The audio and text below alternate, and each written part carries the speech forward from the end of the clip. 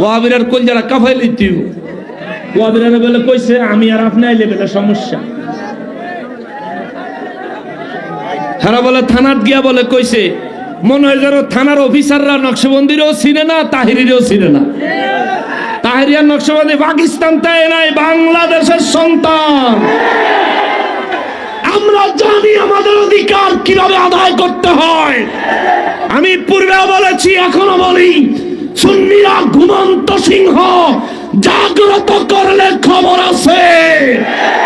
এই সম্মেলন থেকে আপনাদেরকে একটা কথা বলে যাই, আমরা সুন্নি মুসলমান, আমরা কি শান্তিপ্রিয় না অশান্তি? আমরা কি শান্তি না অশান্তি? শান্তি। আমরা কি জঙ্গি?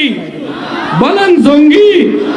এই পর্যন্ত আমরা কখনোই জঙ্গি হামলার সঙ্গে, রাষ্ট্রবিরোধী কোনো কাজের সঙ্গে, রাষ্ট্রের ক্ষতি করার মতো, রাজধানীতে গাছ কাটা, কোরআনের দোকানে আগুন দেওয়া, অলি আল্লাহদের দরবারে হামলা করা, সাধারণ মানুষের উপর রাত বিরাতে হামলা করা, আলেমদের গাড়ি ভাঙচুর করার মতো জঘন্য অপরাধ সুন্নিরা কোনোদিন করে নাই।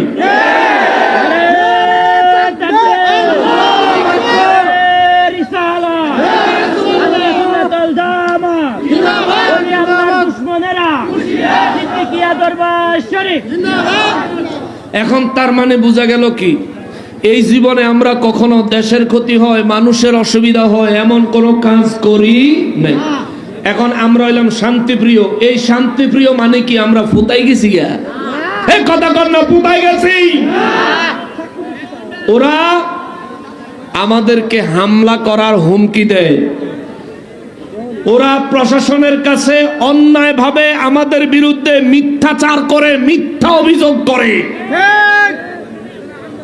এরা সব সময় মিথ্যাবাদী। নবীজি হাদিসে মোবারকে বলেছেন, সবচাইতে জঘন্য অপরাধ হলো আল্লাহর সাথে শিরিক করা। দ্বিতীয় নম্বর সবচেয়ে জঘন্য অপরাধ হলো মা বাবার খেদমত না করা। 3 নম্বরে সবচেয়ে জঘন্য অপরাধ হলো মিথ্যা কথা বলা, মিথ্যা সাক্ষী দেওয়া। এটা আমার নবীর কথা।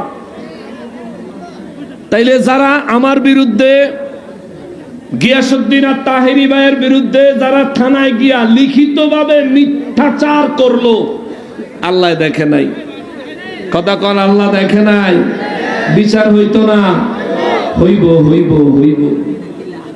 মনে রাখবা, ওয়ামা কারু ওয়ামা কারাল্লাহ ওয়াল্লাহু খায়রুল মাকিরিন। যতই ষড়যন্ত্র তোমরা করো না কেন, আল্লাহর পরিকল্পনার চাইতে শ্রেষ্ঠ কোন পরিকল্পনা হতে পারে? আল্লাহ ধরে, আল্লাহ ছাড় দেয় কিন্তু ছাইরা দেয় না।